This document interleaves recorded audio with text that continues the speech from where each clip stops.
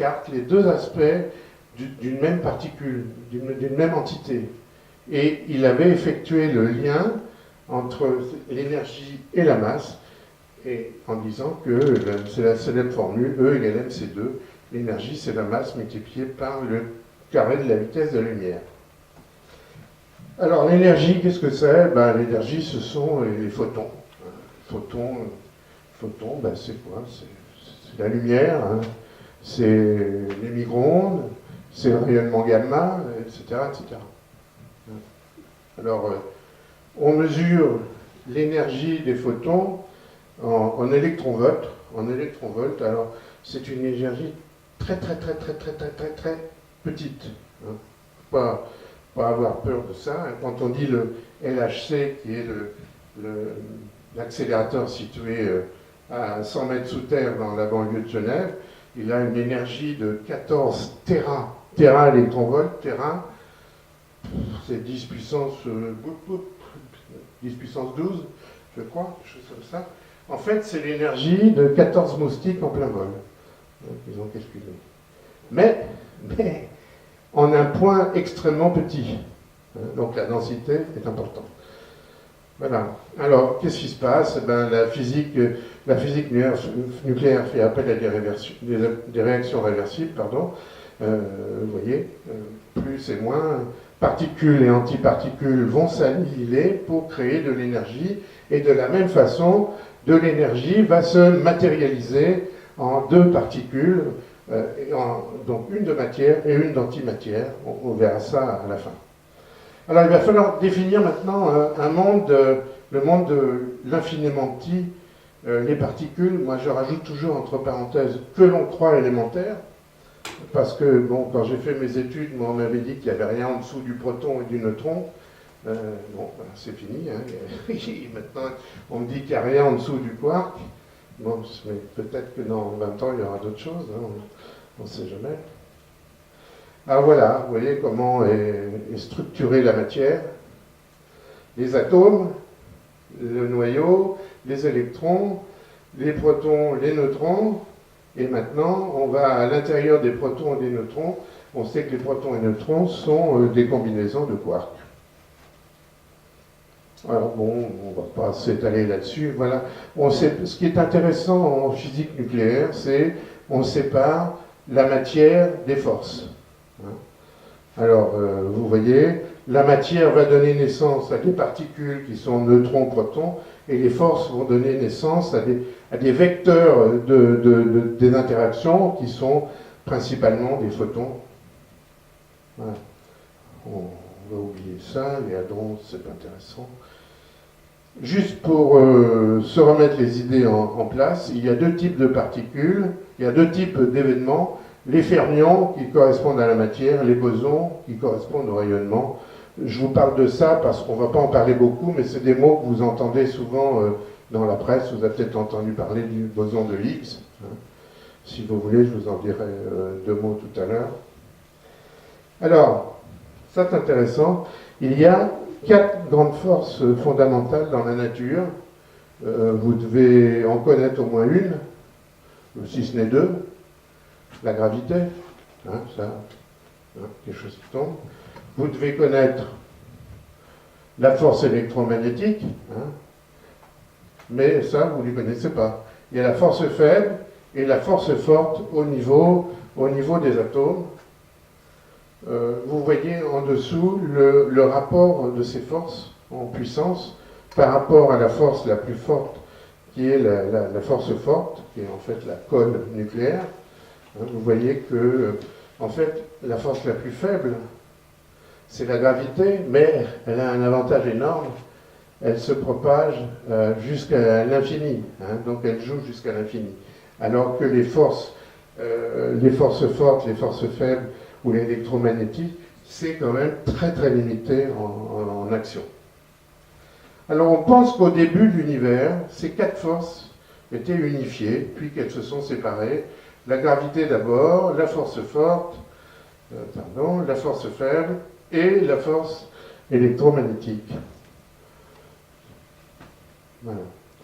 Alors, ça y est, on a fini de la partie théorique. Oui, alors l'espace et le temps viennent d'être créés. Alors voilà le graphique que je vous propose.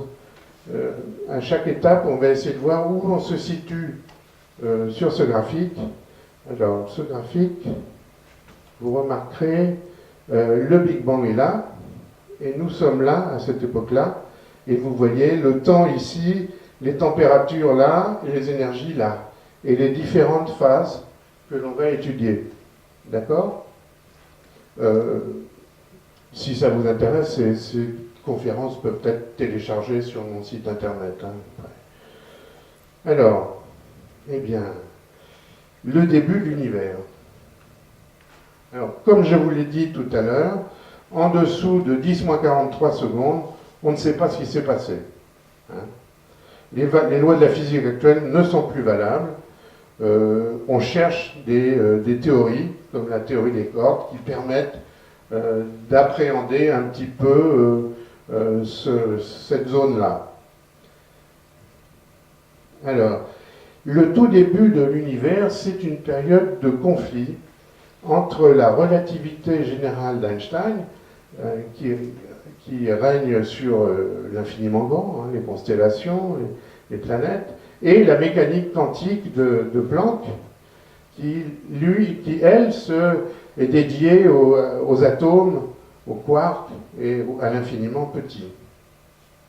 Et on n'a toujours pas résolu le problème de fusionner ces deux théories. Donc il y a un prix Nobel à trouver, le prochain prix Nobel, ce sera ça. Hein. Mais on n'y est pas encore. Alors, au début de l'univers, je vous ai dit, tout est concentré dans un point, la température est très chaude et l'univers entre en expansion.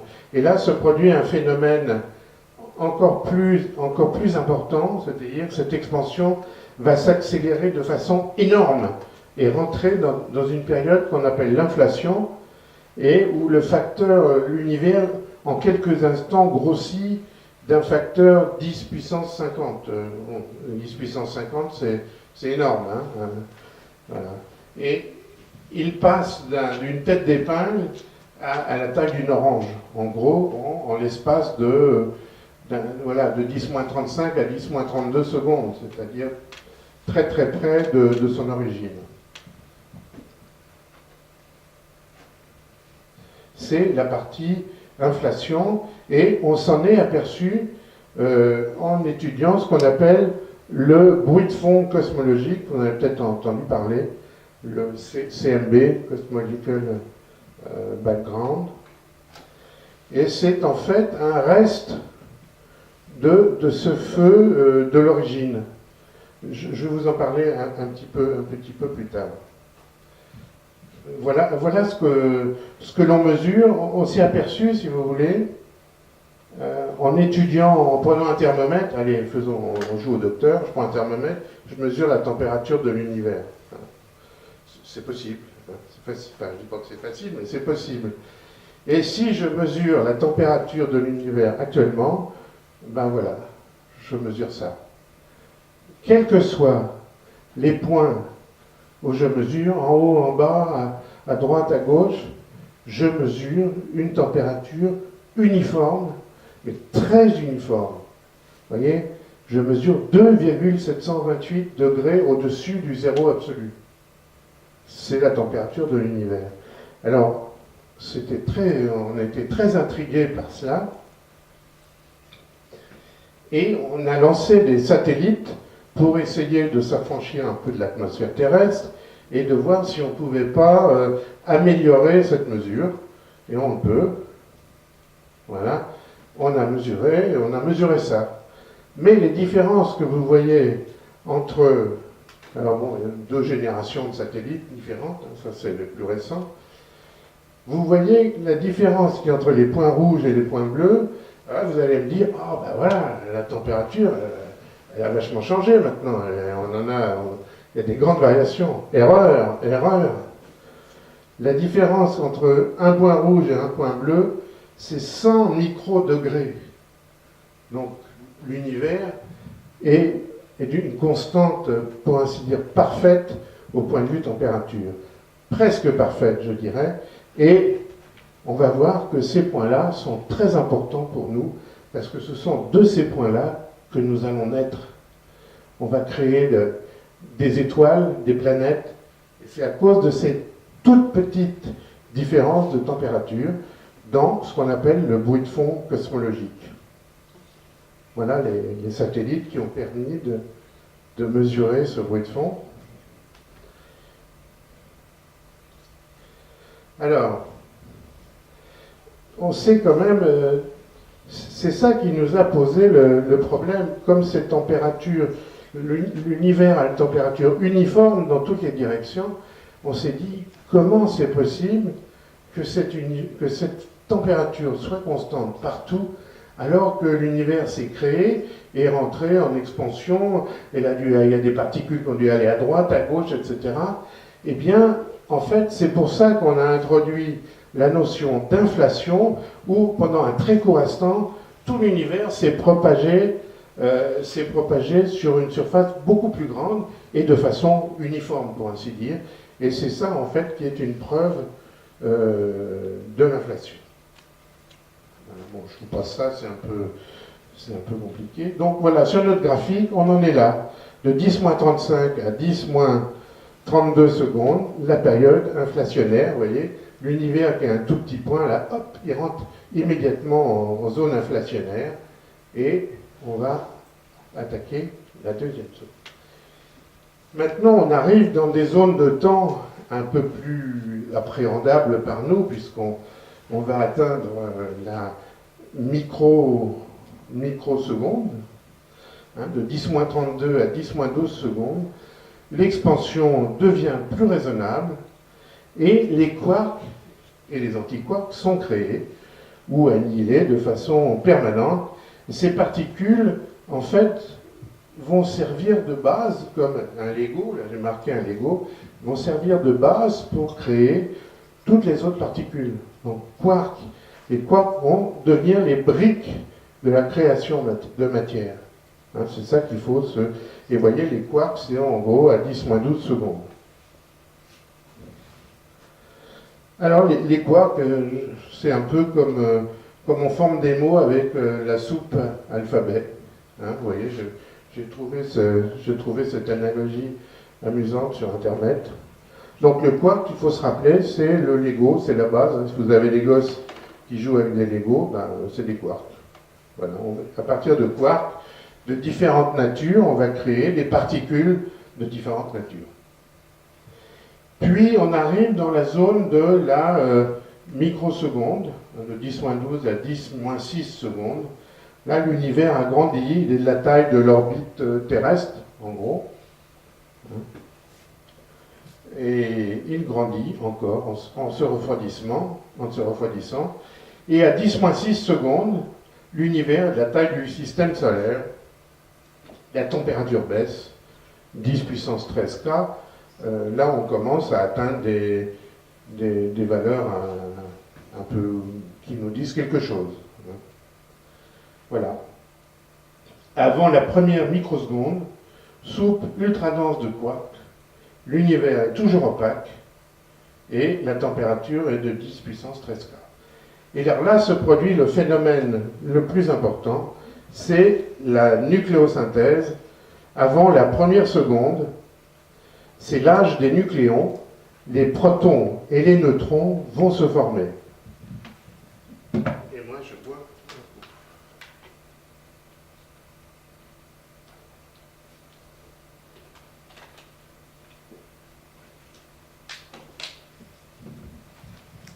Alors, la température baisse toujours. Les quarks qui vont servir de base, donc, se combinent entre eux pour former des nucléons. Alors, vous savez que les nucléons, c'est l'ensemble à l'intérieur du noyau. Ça peut être des protons, ça peut être des neutrons. Et c'est la force forte, je vous vous rappelez les 4 forces que je vous ai parlé, c'est la force forte qui va jouer un rôle là-dedans. Donc, avant la première seconde, les protons et les neutrons sont créés. L'univers est toujours opaque. Donc, gardez en tête, première seconde, c'est proton-neutron. Hein. Et alors, se produit maintenant les interactions fondamentales, ce qu'on appelle la nucléosynthèse primordiale, dans les 3 premières minutes. Il y avait un bouquin qui est paru il y a une vingtaine d'années par un très grand cosmologiste qui s'appelait Les 3 premières minutes de l'univers. Eh bien, c'est ces 3 premières minutes qui sont importantes puisque les protons et les neutrons interagissent entre eux et il se produit quelque chose, c'est-à-dire que la nature n'a pas été favorable au neutron. Le neutron est légèrement plus lourd qu'un proton, c'est-à-dire il va nécessiter un petit peu plus d'énergie pour être créé que pour créer un proton. Donc, il va être mis en minorité dans l'univers et ça va jouer, en fait, ça va avoir une influence sur la fabrication des éléments. Et puis de plus, le neutron est instable, alors que le proton a une durée de vie supérieure à l'âge de l'univers. Donc on peut dire qu'il est stable. Le proton, maintenant qu'on a créé le proton, il va pouvoir se combiner avec un neutron pour former le deutérium, c'est-à-dire l'hydrogène lourd. Vous avez tous entendu parler de l'hydrogène lourd ou de l'eau lourde. Hein. C'est l'hydrogène lourd. Et cet hydrogène lourd va se combiner encore avec d'autres protons et avec d'autres neutrons pour arriver à un corps fondamental qui s'appelle l'hélium. L'hélium, c'est 4 protons. Hein. C'est 2 protons et 2 neutrons. Hein. Alors, attendez. L'important, c'est l'hélium. Et l'hélium va servir de base pour fabriquer d'autres éléments. Parce que qu'est-ce qu'on essaye de faire avec le Big Bang? En fait, le Big Bang, c'est une grande fabrique des éléments qui existent actuellement. On va voir comment le Big Bang a pu nous fabriquer, nous. Hein. Pour le moment, on en est à l'hydrogène et à l'hélium. Bah, ça tombe bien, c'est 99% de l'univers. Hein.